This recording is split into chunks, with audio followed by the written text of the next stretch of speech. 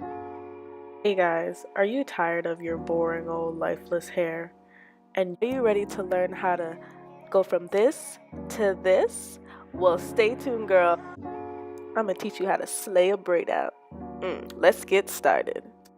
So we're starting on Jasmine's freshly stretched hair. We're just gonna detangle it a little bit. Just get those last few knots out. And then we're gonna start with our product. So we're going to use the Shea Moisture Strengthen, Grow, and Restore Leave-In Conditioner. Coconut oil. We're also going to use 2 combs, a rat tail, and a wide tooth comb. So here's Jasmine just detangling the last bit of her hair, getting those knots that she has left in her hair out before I start.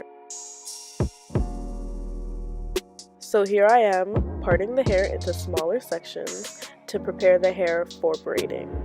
I'm going to catch up the hair that I'm not going to be using. Just section that off with a little scrunchie.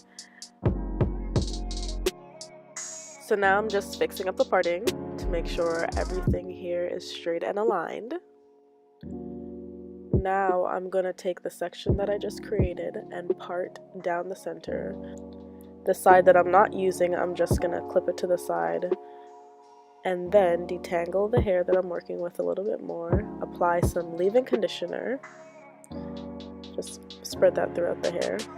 Now I'm applying some coconut oil to seal in the moisture. Now we may commence the braiding. So now we're just going to start braiding the hair all the way down to the ends of the hair. So now I'm just sectioning off Jasmine's hair again. I'm doing it above her ear this time. So as you guys can tell based on the size of the sections that I'm making, they're about medium size, because although she is looking for definition in her braid out, she's not looking for too much.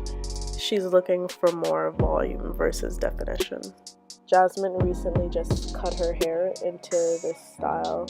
Her hair was probably about shoulder length before, but she was having problems with dryness and split ends, so she decided to cut majority of it off and start fresh.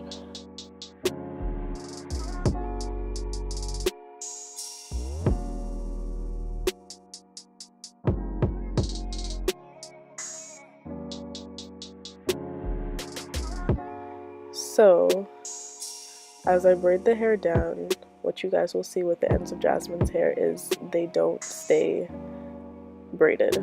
They come unraveled.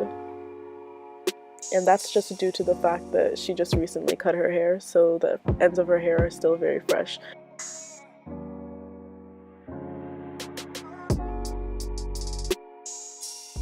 So, first I am detangling the hair with a wide tooth comb again. I'm going to apply some leave-in conditioner and some coconut oil and then start the braiding.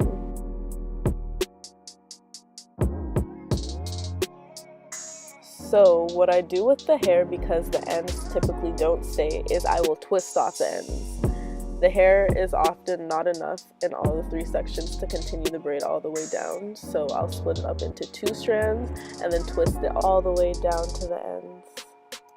So I'm parting her hair again into another section to prepare for braiding. I'm going to apply the conditioner and also some of the coconut oil. And then I'm going to take my wide tooth comb again and just detangle the section to prepare it for braiding.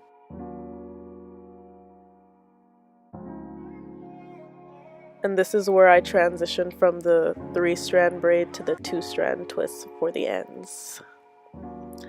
And then, as you can see, this is just a process that you repeat throughout the rest of her hair until you complete everything.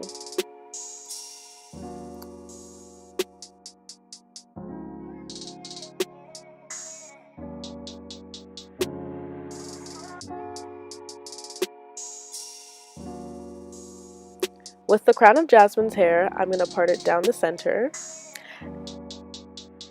I'm going to have my left side and my right side. So I'm just going to create the section in the very front. The way I typically like to braid my sections in the front are to adjacent sides. So the left side will go down, the braid will fall to the left side, and whereas the right side of the hair, the braid will fall down to the right side. So as you see the way I'm braiding the hair, I am braiding it down towards the left side of Jasmine's head, so when it is undone, it frames her face more. This goes to show the direction in which you braid or twist your hair often determines how your hair will lay out when you take your braids down. Alright, so we went ahead and finished the rest of Jasmine's braids off camera. This is the final result. She's doing her little happy dance because she's happy it's finally over.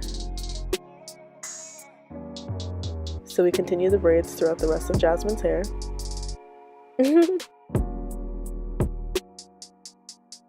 Now Jasmine is preparing her hair for bed. So the way she normally ties her tie head is around the back. Taking both sides, she crosses them around the back, brings them forward again, and then double knots it to make sure it's secure. Now she goes around the back again and tucks the tail underneath the wrapped sides that she created in the back to make a kind of do-rag effect with her scarf. Now she's ready for bed. Yawn. Oh, tired. Gotta rub that crust off your face. So this is the next day. Jasmine already started to take down some of her hair, so we're just gonna show you guys the last few braids that she has left in her hair. The way I like to take down the braids is apply pressure to where the braids cross in the center with my thumb and not my nail to make sure I'm not disturbing the braid outcome that we've already created. So I'm just here taking out the rest of the last few braids left in Jasmine's hair, as you guys can see. Now what I'm doing is I'm starting to separate the sections of hair that we've created, because Jasmine likes a very big voluptuous afro. She likes it when there's a lot of volume in her hair. So I'm just gonna start to pull apart the sections to make everything much bigger than how it began. When I pull apart the sections, I like to pull them apart from the root and gently maneuver the hair apart from each other.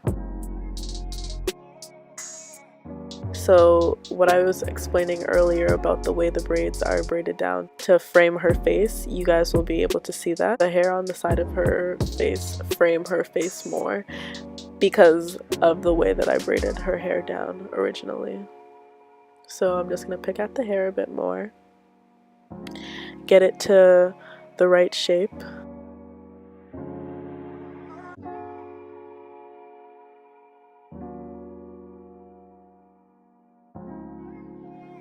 And here you have it, guys, the final braid out results. Play with it, tweak it, make it your own.